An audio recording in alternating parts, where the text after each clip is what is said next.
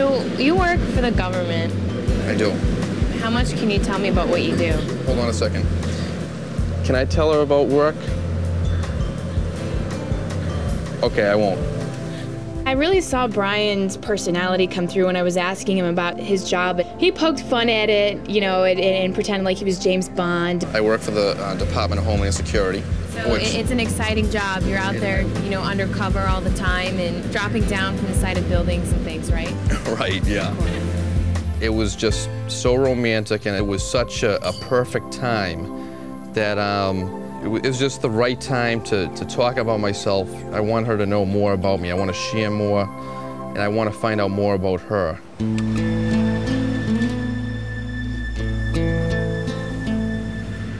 You know, getting attached, that's been a trouble spot in my life. Yeah?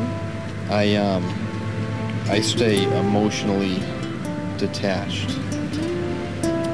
I started sharing some feelings with her about myself. I told her things that I always keep inside. I want you to know, I can't believe I'm going to tell you this. And I've never, being emotionally detached, I've never been in love. You know, I've never said I love you to anybody, except to my mother and my father, you know. I have a box around my heart. When I really think about it, that kind of hurts. It was really a defining moment when he opened up and he told me that he never felt like he's ever been in love.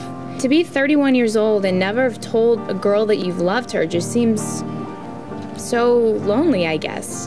What do you think it takes for you to feel that way? I don't know. I don't know, but I want you to know that I'm open to any possibility. And I want to explore feelings that I've never explored before, that I've never been through.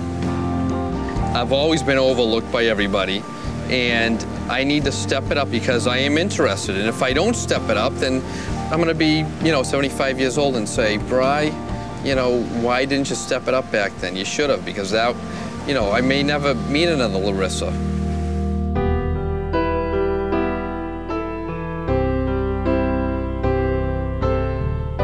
Bryan really put himself out there, and I was really flattered that he trusted me enough to open up and show me another side of him, that he just made himself an open book to me. I work out with just, you know, this moment right now. I could definitely look at Bryan and say he's going to be great in a long-term relationship. He's going to be very loving, very committed, and I have no doubts in my mind that, you know, he would treat me with a lot of respect. You're probably like the most interesting person I've ever met. You're very complicated, but you have so many different qualities about you that are intriguing. Thank you. It means a lot. I told her a lot of things about me that I usually don't do. Well, I shouldn't say usually don't do, I never do. It's kind of a gamble. I put my feelings out on the line, but I think she's worth it. I want her to know these things about me, and I want her to have a tough decision in the end. Like, I have friends that will say anything to a girl to get places. And I want you to know that, you know, what you see is what you get. I'm not a phony baloney. I'm even keeled. This is Bryan. This is me. This is me. And I like you. Thank you, and I like you. I really like you. He kind of had this very subtle but intimate gesture that he kind of was rubbing my hand, and it was very sweet, very emotional. I definitely feel like there's a connection. I'm really surprised at how fast I'm getting attached to him. I'm a gentle, very gentle kisser. It was absolutely amazing. Absolutely amazing. I was just thinking, you know, this is just the most romantic thing I've ever done in my life. You're awesome, Bryan. Thank you, and I think you are too. You're wicked cool. Bryan and I have this unique thing. It's like I do trust him more than any other guy in the house. So it's just this unspoken thing that we're building a strong foundation, and I know that he would be an amazing boyfriend. It's wicked cool. I don't want it to end. I won't end. I'll have it forever.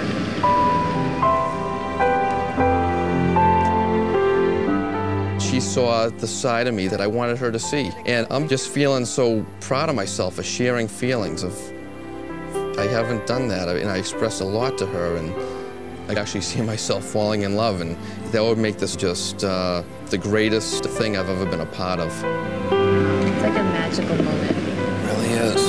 I could close my eyes and remember that moment for the rest of my life. Bryan is a dream guy. I know that he would treat me with respect in a long-term relationship, that he would be very loving, very trusting, and very honest. Thank you for having me out here tonight. I'm happy you're out here. I'm having a great time. Me too.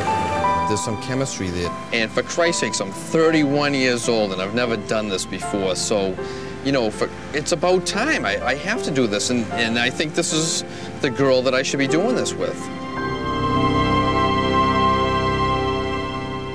When we come back, you're going somewhere tonight. Larissa has a special invitation for another night on the yacht. Yeah! Then a scandal in the house. I don't give a. The gloves are up. Who will be caught in the crossfire? Actually, I wanted to take the picture and just whip it in his face. And what is the impact at the elimination tonight?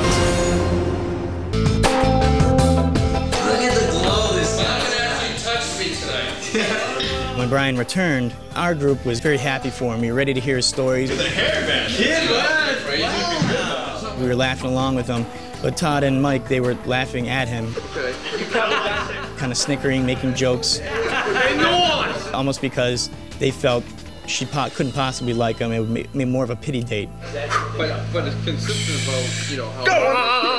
I don't know what they could have been snickering about. Maybe they weren't happy that I got the private date with her, and I came back really, really pleased and said that I had an amazing time. It could have been that.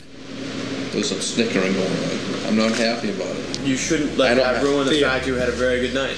Period. No, no, it doesn't ruin my night. No, I know. I'm just saying. Don't. I had a fantastic night. Don't even think about it. But what makes my day better is that he's still a and the other one's still a and you know what? That makes me happy because I still have somebody's balls to bust.